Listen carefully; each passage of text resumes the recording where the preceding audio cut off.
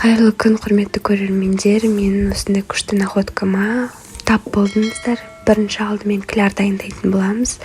Бізге ұн, тұз, су, 2 жұмыртқа, перец, паприка қосатын боламыз. Оның барлығын описанияда нақты мөлшерлерін жазып кететін боламын.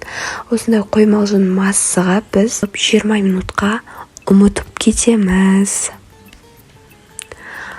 Сол кезде сіздердің тауықтарыңыз күшті бойына сіңіріп, керемет дәм беретін болады.